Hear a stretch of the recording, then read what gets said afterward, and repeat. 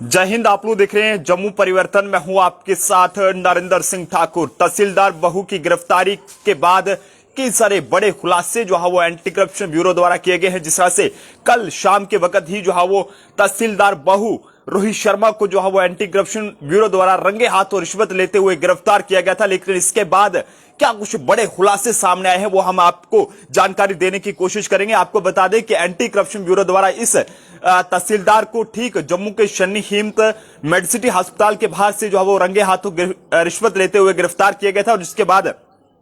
इसे जो है वो इसके घर में भी जो है वो ले जाया गया था। एंटी करप्शन ब्यूरो की टीम इसके घर में पहुंची थी और इसे भी साथ ले जाया गया था। यहां पर पूरे मामले की छानबीन की गई थी और कई सारे खुलासे जो है वहां पर हुए हैं। आपको बता दें कि 10 लाख सोना यानी कि गोल्ड खरीदने की जेब से जो है वो बिल भी निकला है और साथ साथ 2 लाख की रिश्वत की मांग जो है वो तहसीलदार बहू रोहित शर्मा द्वारा जो है वो की गई थी। कई सारे बड़े खुलासे हुए हैं। ये कहें कि रेवेन्यू डिपार्टमेंट के पास अब आपको जाना होगा तो आपको अपनी जेब जो है वो ढीली करना ही होगी, वरना आपको जो है वो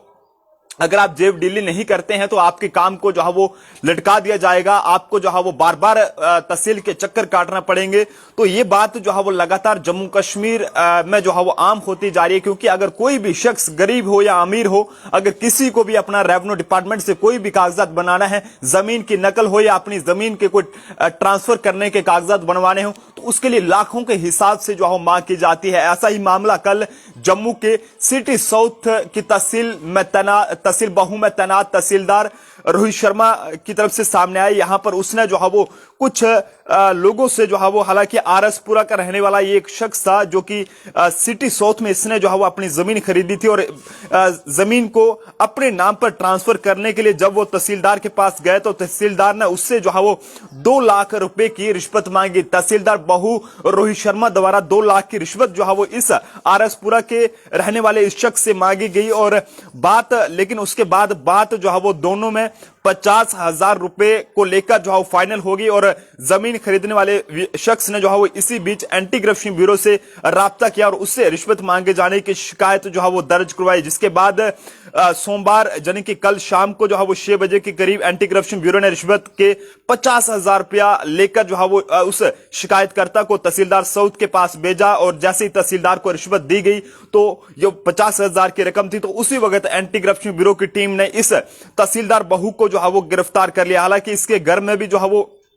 छापेमारी जो है वो एंटी करप्शन ब्यूरो की तरफ से की गई है, जहां से काफी सारे दस्तावेजों को बरामद किया गया। और बता दें कि इस तहसीलदार की पत्नी जो है वो भी खुद एक ऑफिसर है और इस ऑफिसर ने जम्मू के चौवादी इलाके में भी जो है वो जमीन खरीदी हुई है और खुद भी इसी इलाके में ये जो है वो तैनात था। सोच सकते हैं कि ये खुद भी जो है वो चौवादी इलाके में तैनात है और यहां पर इसने कई सारी जो है वो जमीन इसने खरीदी है। लोगों को लूट कर, लोगों के खून पसीने की कमाई जो है वो इसने लूट कर जो है वो इस तरह से अपनी कई जगह पर जो है वो इसने प्रॉपर्टियां बनाई हैं और खुद भी इसी इलाके में ये तैनात है और यहां पर तैनात रहते हुए ही जो है उसने अपनी जमीन जो है वो जम्मू के चौवादी इलाके में खरीदी है और खुद भी जो है वो इसी इलाके में तैनात था और यहां पर तैनात रहते हुए ही जो है वो इसने जमीन को जो है वो खरीदा था। एंटी करप्शन ब्यूरो फिलहाल मामले की जांच करने में लगी हुई है। लेकिन वहीं जब तहसीलदार की जांच की गई तो उसकी जेब से जो है वो 10 लाख की रसीद भी जो है वो गोल्ड खरीदने की जो है वो निकली है, जिसमें कई सारे लाखों रुपए की जो है वो गोल्ड की खरीदारी जो है वो इस तहसीलदार द्वारा जो है वो की गई है। और फिलहाल एंटी करप्शन ब्यूरो जो है वो मामले की जांच कर रही है। लेकिन एंटी करप्शन ब्यूरो के हाथ में लगातार पिछले 3 दिनों में जो है वो रिश्वत लेते हुए 2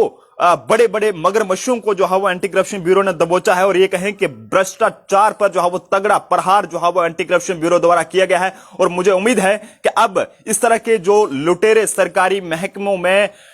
बैठे हुए हैं वो जरूर इससे सबक सीखेंगे ताकि आम जनता को इस तरह के लुटेरों से बचाया जा सके। अब हम इनको ऑफिसर नहीं कहेंगे क्योंकि ये लुटेरे हैं। ऑफिसर वो होता है जो ईमानदारी से काम करे, लेकिन रेवेन्यू डिपार्टमेंट जिसे महकमा माल कहा जाता है उसने लोगों को कंगाल करके लोगों का जीना जो है वो दुश्वार कर दिया है और आम जनता जाए तो जाए कहां। हालांकि एलजी साहब का बहुत ही बेहतर कदम है कि इस तहसीलदार को दबोचा है, लेकिन जनाब सिर्फ यही तहसीलदार नहीं, इससे ऊपर भी कई सारे बड़े बड़े मगरमच्छ बैठे हुए उन तक भी पहुंचना बहुत जरूरी जरूरी है और चाहे छोटी छोटी जो मछलियां हैं उन तक भी पहुंचना जरूरी है, ताकि इस चीज को जड़ से लेकर ऊपर चोटी तक जो है वो खत्म किया जाए, ताकि आम जनता को इस तरह के रिश्वतखोरों, इस तरह के लुटेरों से बचाया जा सके और आम जनता की जो लगातार उन्हें छोटे मोटे काम करवाने के लिए इनकम सर्टिफिकेट हो या फिर और उसके अलावा कई सारे जो जमीन के कागजात रहते हैं, जमीन का कोई मुआवजा हो, किसी की रोड में जमीन आई है उसका मुआवजा लेना हो, तो उसके लिए भी कई चक्कर काटने के बाद भी जो है वो उनके काम नहीं होते, कहीं से भी उम्मीद की किरण जो है वो नहीं खिलती। ये कहें कि ये सरकारी लुटेरे ऑफिसर हैं, इन्हें सरकारी ऑफिसर नहीं कहेंगे बल्कि ये सरकारी लुटेरे ऑफिसर हैं जो लगातार जनता को लूटने का काम जो है वो कर रहे हैं। फिलहाल आप जनता इस पर अपनी राय जरूर दें, लेकिन ये कहें कि इस तहसीलदार बहू रोहित शर्मा की गिरफ्तारी के बाद 10 लाख गोल्ड खरीदने का जो है वो जेब से बिल निकला है और साथ साथ 2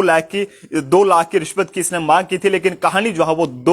दोनों पार्टियों में 50,000 तक जो है वो सुलझ गई थी और 50,000 तक जो है वो सहमत हो गए थे। और उसके बाद जैसे ही 50,000 की रिश्वत जो है वो दी गई तो एंटी करप्शन ब्यूरो ने इसे जो है वो फौरी तौर पर दबोच लिया। हालांकि इसकी पत्नी भी जो है वो खुद एक ऑफिसर है और इसने चौवादी में रहते तहसीलदार के बतौर पर रहते हुए इसने कई सारी जमीन भी इसने वहां पर खरीदी है। लगातार मामले की जांच की जा रही है और कई सारे खुलासे जो भी होंगे वो हम आप लोगों तक जरूर रखेंगे। देखते रहें जम्मू परिवर्तन। जय हिंद, जय भारत।